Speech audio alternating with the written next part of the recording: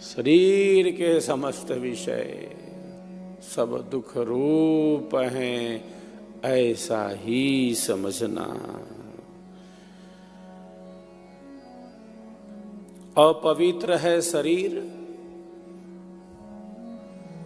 अशुद्ध है शरीर, अशुद्ध है, बिल्कुल अशुद्ध है शरीर।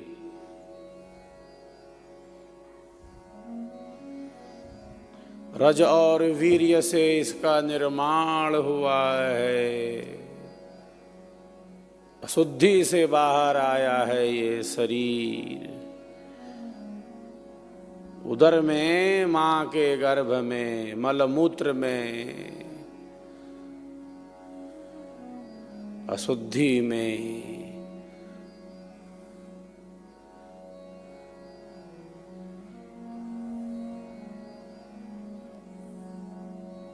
और नरक है कहीं और नरक।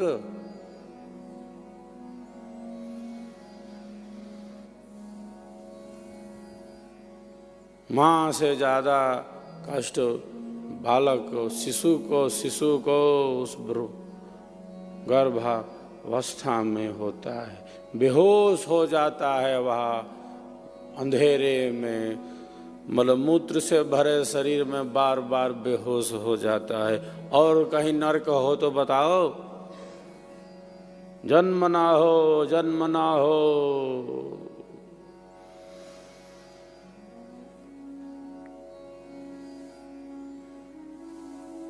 मृत्योर्मामृतं गमय।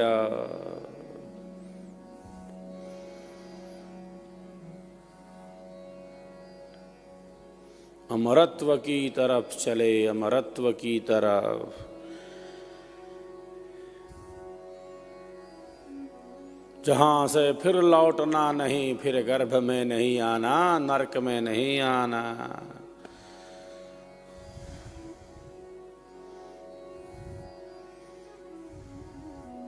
अशुद्धि में नहीं आना।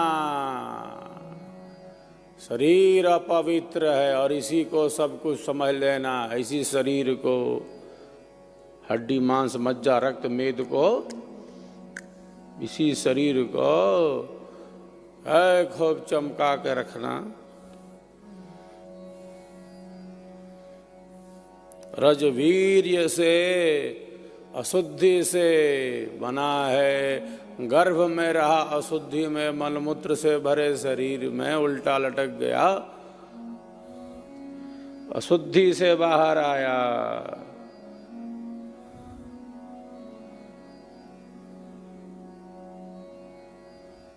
अपवित्र है यह बिल्कुल।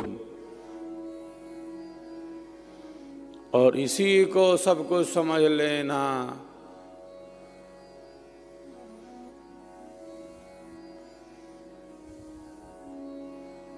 शरीर ही सब कुछ, ये भोग ही सब कुछ, ये संसार ही सब कुछ, ये पदार्थ ही सब कुछ।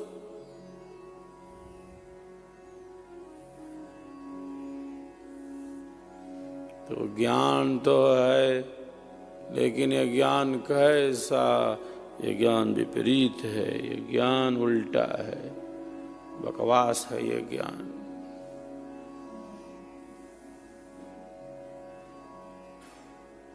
शरीर को बार बार शुद्ध करते हैं, शरीर को बार बार शुद्ध करते हैं, लेकिन शरीर बार बार अशुद्ध हो जाता है, अशुद्ध हो जाता है, क्योंकि यह अपवित्र है, अपवित्र है। तो जो चीज जैसी है उसको वैसा ही समझना, यही विद्या और ज्ञान का यथार्थ लक्षण है, वास्तविक लक्षण है।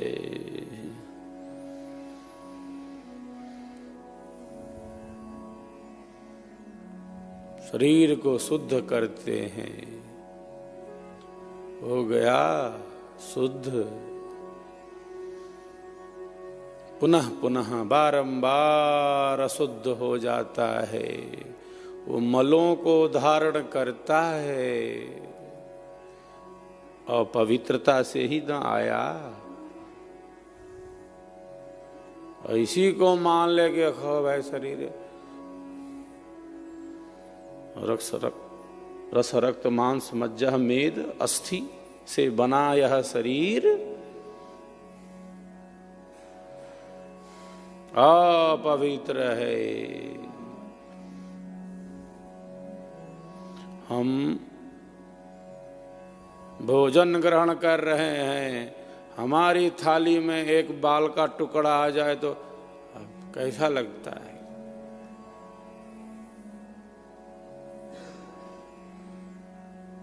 हम भोजन से अरुचि प्रकट करते हैं कि अब लाओ हटाओ यहां से, कैसे बाल का कौन बनाए, कैसे बने।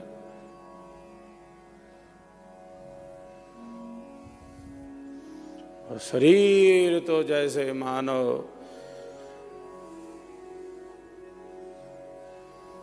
अशुद्धि,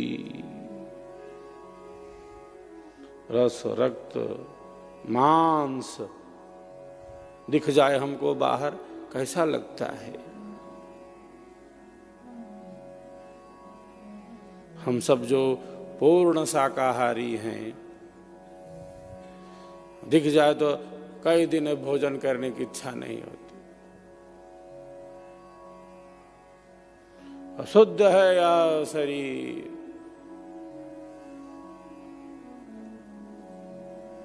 क्यों? अशुद्धि से बाहर आया है।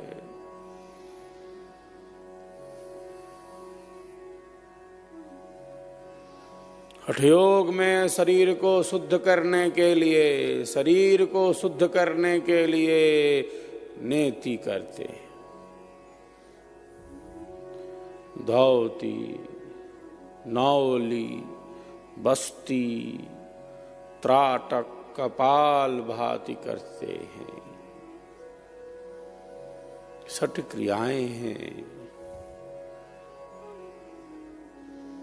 जिनका हठ योगी अभ्यास करते हैं। किस लिए? शरीर की शुद्धि के लिए, शरीर के शोधन के लिए हठ योग की क्रियाओं का अभ्यास किया जाता है।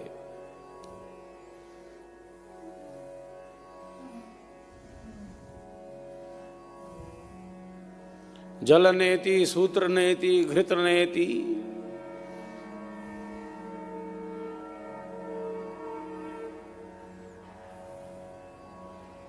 मस्तिष्क के विकारों से मुक्ति का प्रयत्न होता है, शुद्धि का प्रयत्न होता है।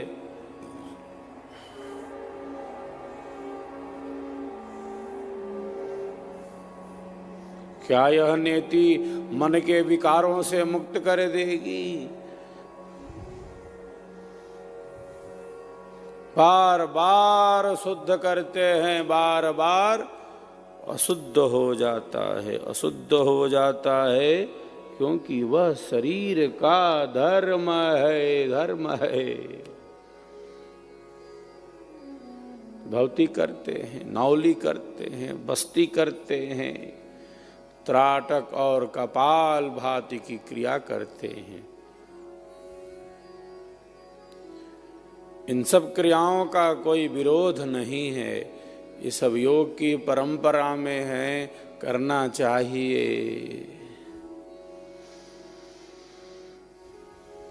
लेकिन इसको देखकर एक साधक क्या अनुभव, क्या समझ, क्या विवेक, क्या दृष्टि विकसित कर लेता है? यही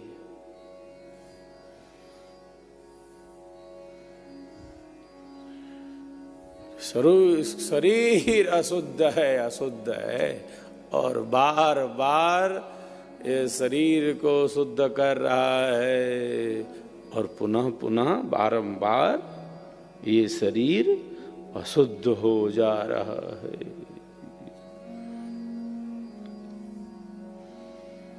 तो चेतना ऊपर उठेगी कि नहीं?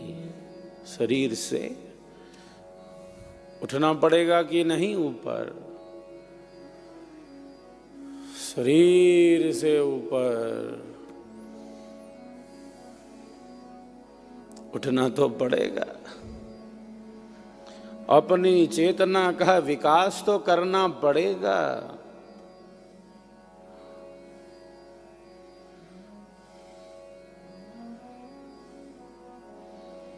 योग के नाम पर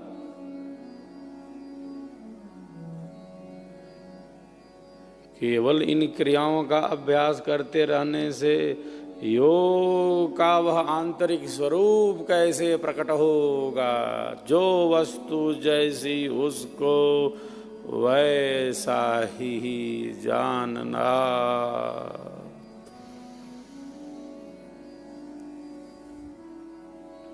अपवित्र है शरीर तो शुद्ध नहीं कर सकते।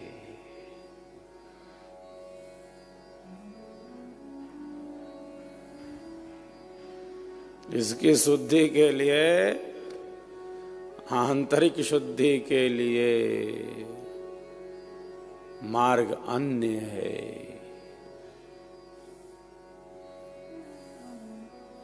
जो इसका धर्म है वह तो होगा।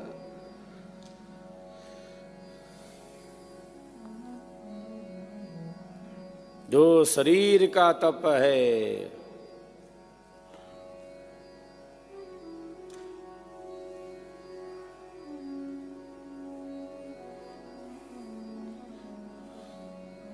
उन शारीरिक तपों के अभ्यास से जैसे मानो हमारा शरीर शुद्ध हो गया आंतरिक रूप से, सेवा भाव से अपने शरीर का उपयोग ऐसे जैसे दिया है ईश्वर ने तो निस्वार्थ भाव से लोक कल्याण में अब इसका उपयोग तब शुद्ध हो जाता है।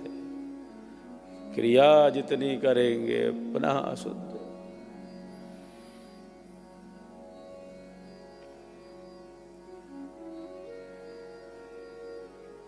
तो इसकी आंतरिक शुचिता का जो पथ है वह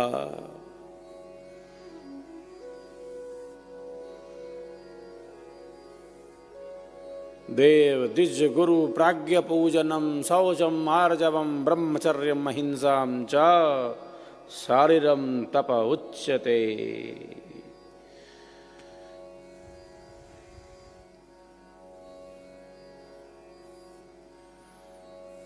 तो यह तप है।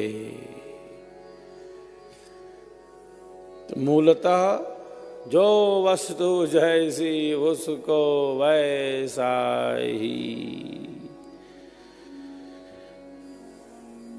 समझना है और उसी के अनुकूल अपने जीवन का विकास करना है। अंतःकरण की शुद्धि का पथ गतिमान रखना है।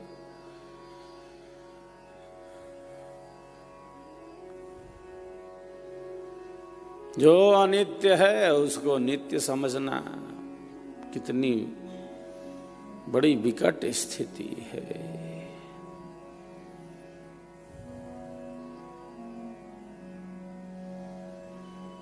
सब पदार्थ विनाशी हैं, मिटने वाले हैं, लेकिन इतना मोह और इतनी आसक्ति है, उससे अलग हटने का कहाँ प्रयत्न हो पाता है।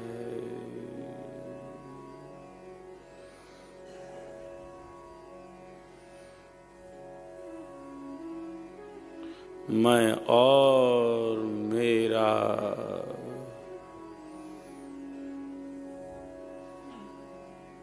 जीवन का आध्यात्मिक निर्माण, वस्तुतः जीवन जो है उसको वास्तविक रूप से समझना ही सत्य है और जीवन है।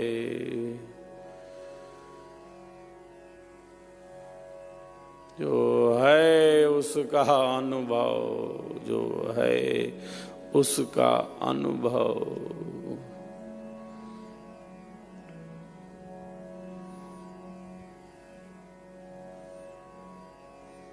परमात्मा नित्य है, आत्मा नित्य है, प्रकृति का अस्तित्व है, जो मूल प्रकृति है,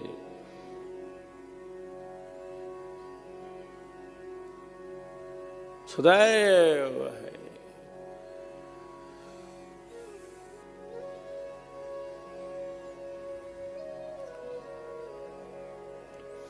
जो नित्य है उसको नित्य समझना,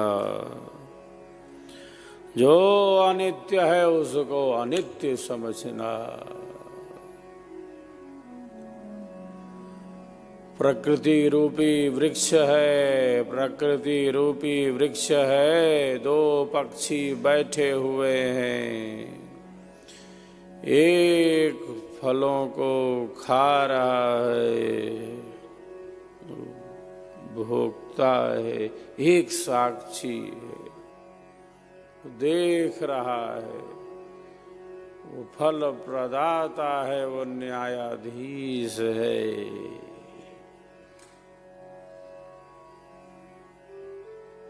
और वृक्ष है प्रकृति का, क्योंकि पदार्थ है इसमें।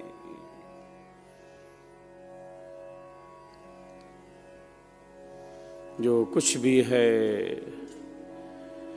इससे निर्मित वो सब कुछ बदल रहा है।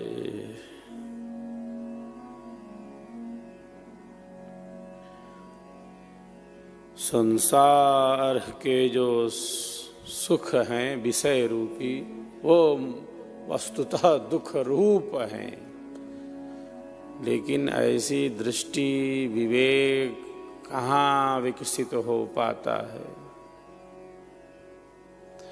और ऐसी दृष्टि विवेक विकसित नहीं हो पाता तो उस दिशा में चलने का प्रयत्न कहाँ हो पाता है। ये पदार्थ मिल जाएगा मैं सुखी हो जाऊंगा, वो पदार्थ मिल जाएगा मैं सुखी हो जाऊंगा, ये कामना पूरी नहीं तब तक दूसरी कामना। इतनी कामनाएं भरी पड़ी हैं मन में। विषय इंद्रिय संयोगादितग्रे अमृतोपमं परिणामे विषमिव तत्सुखम राजसं स्मृतम। गीता में योगी राज कहते हैं, विषय और इंद्रियों से उत्पन्न होने वाला जो सुख है प्रारंभ में तो अमृत के समान लगता है, परिणामे विषमिव।